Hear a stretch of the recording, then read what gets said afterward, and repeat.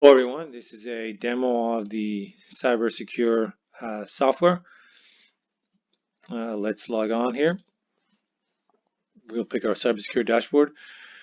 This gives you an idea of the different features and information that is available. This is our running on our demo database at the moment. Let's take a look here at all of the options here. So these are the different windows that, again, this dashboard is customizable. Here we have the current number of machines that are logged in. The current people, the current user login. These are the entire. We have 516 machines. This is a report on unconventional hours of login. Let's go down to the left here. Maybe this might be easier. So we look at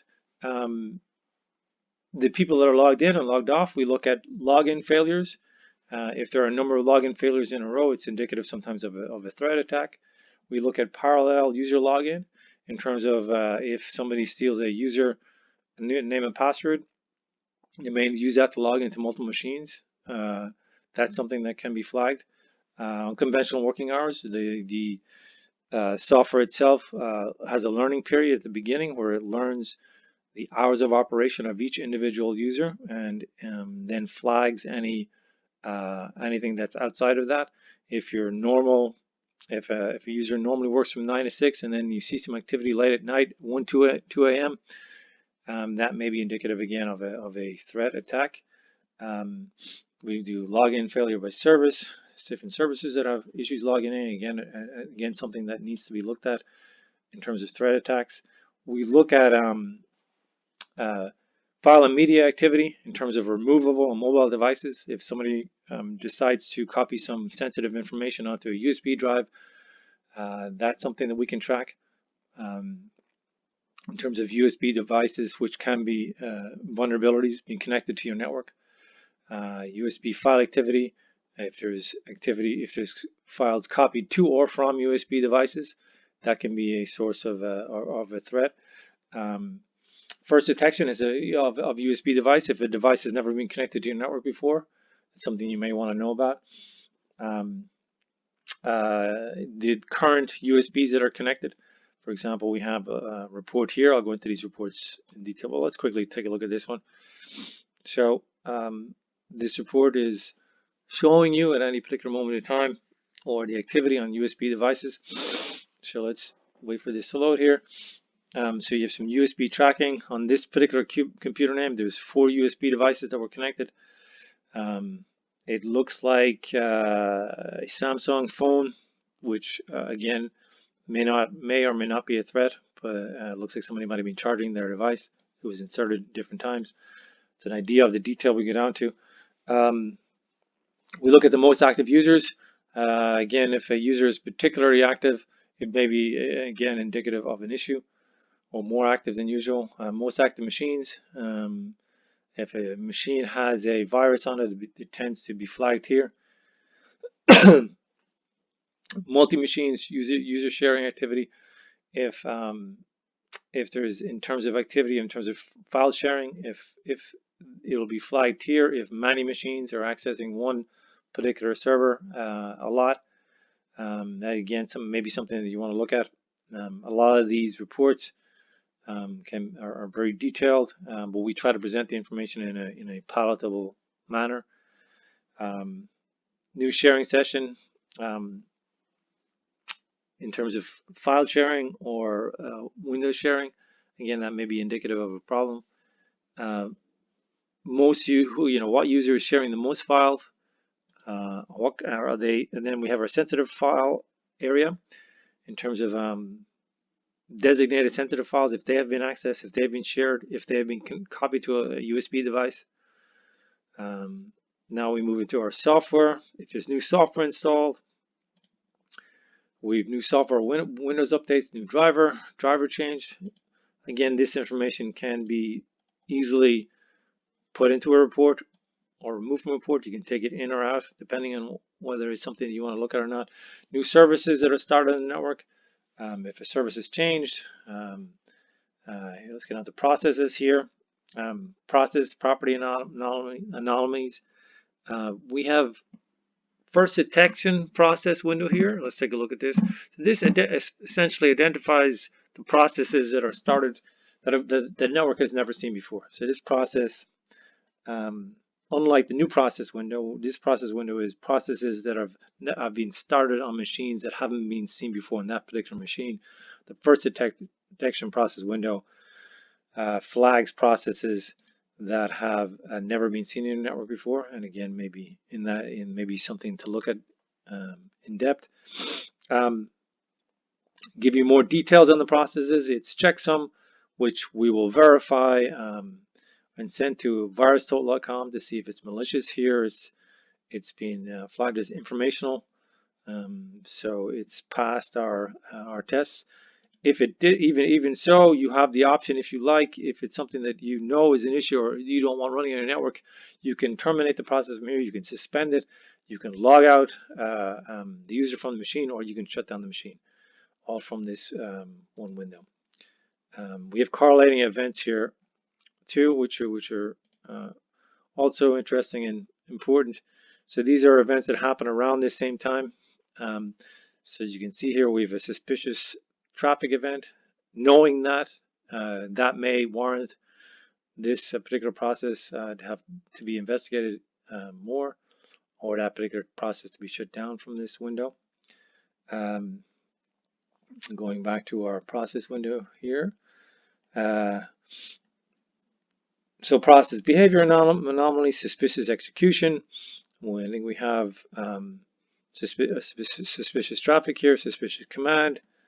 We'll take a look at one of these maybe. So this looks at command line executions on different machines. Here's one that was a scripting exe. It's a Windows host script, so it passed our verification test.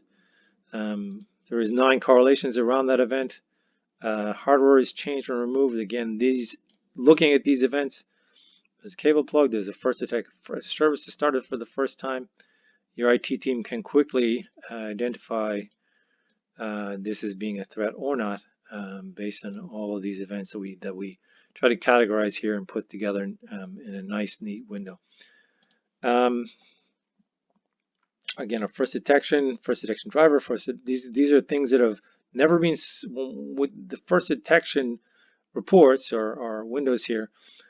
Relate to services or processes or drivers or software that has never been seen in your network before. That can be particularly important.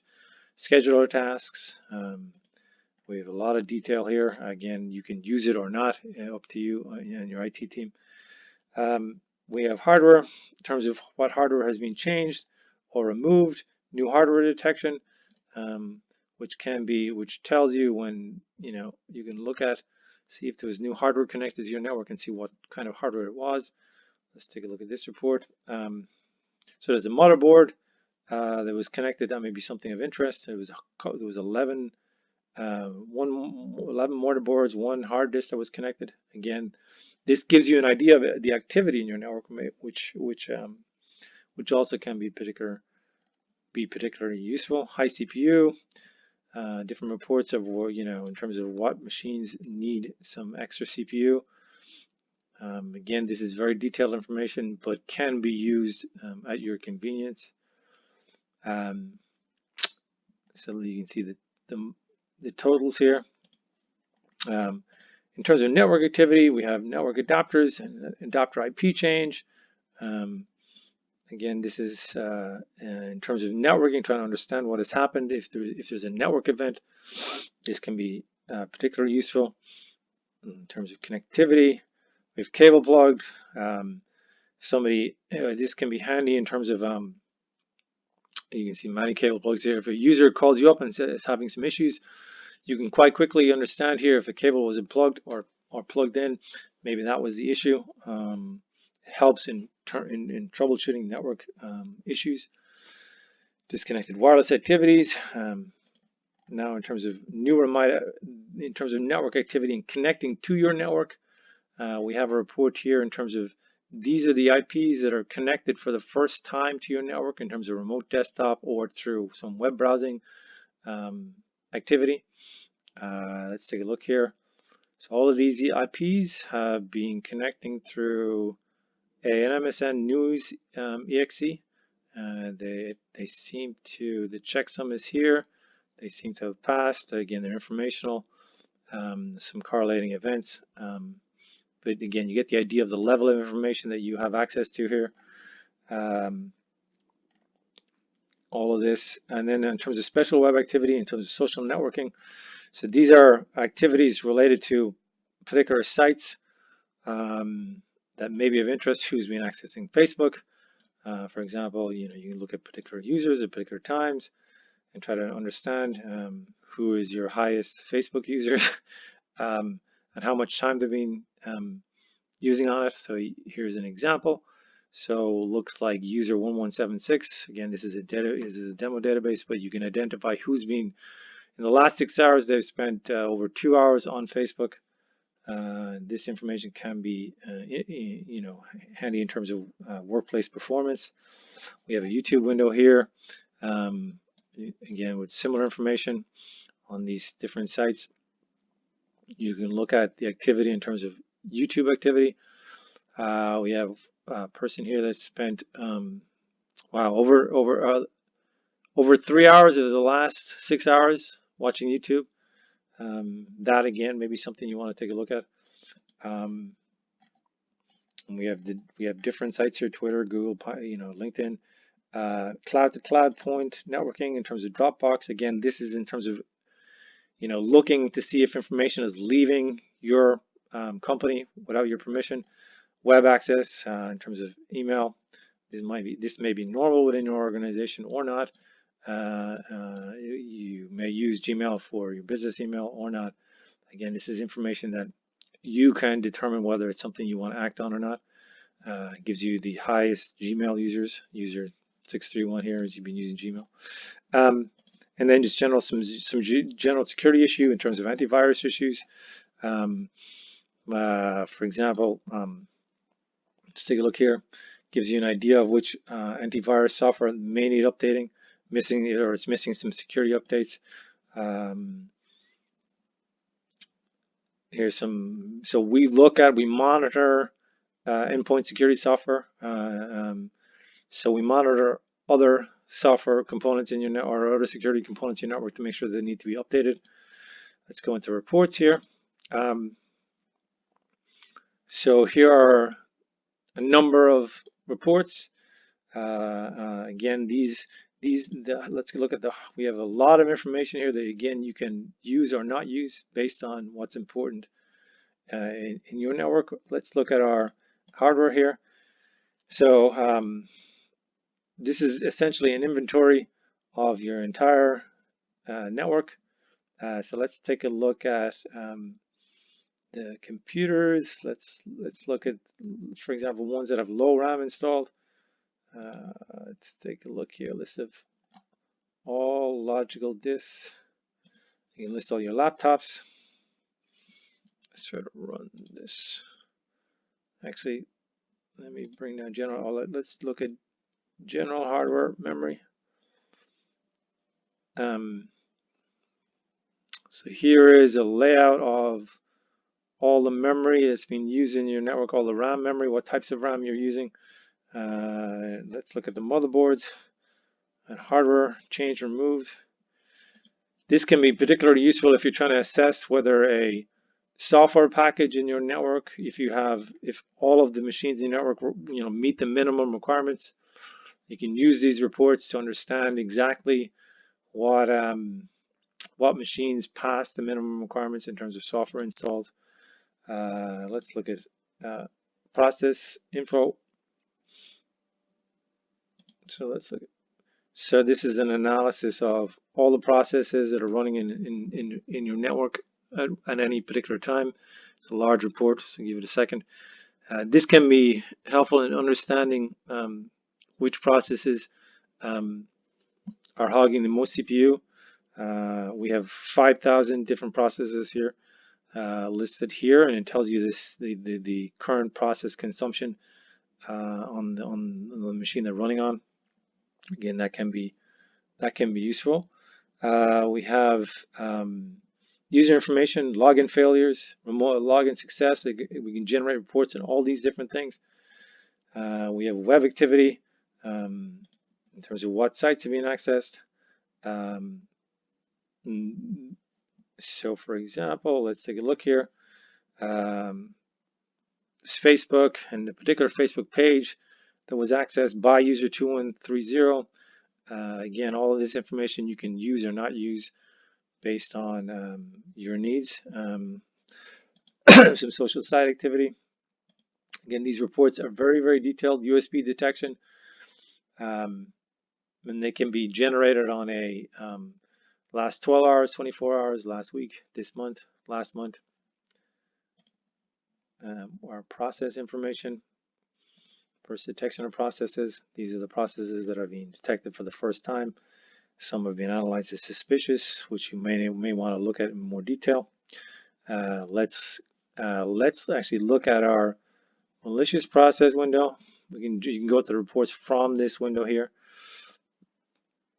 and you can see there's one malicious process. Let's take a look at this. We use a checksum, so this is being identified as a malicious process. It looks like, so we can let's look exactly what. Let's go to virus total.com, total.com. So file search. We can put the hash in here. This will give us information about this process, which we have identified as malicious. And with that information, then you can go ahead and either terminate that process or shut down the machine. Let's go back here. So on this, so on the report, I believe this is a ask a APM. Let's take a look. Okay, well that's maybe a bit slow right now. Let's try it again. Okay, here we go. So this is being identified as a Trojan virus. So all this was automatically looked up by our software once that process started, and an alert was sent immediately to the IT team, so they could be aware of this and they could shut down the machine if they needed to. So I guess that's it. There's a lot of information here. Again, it's up to you what information you want to see, what's critical to your organization, but it can be presented in a very efficient manner using our tool. You can remove windows or leave windows in and highlight what's important to your organization. Okay, anyway, thank you for listening and have a good day.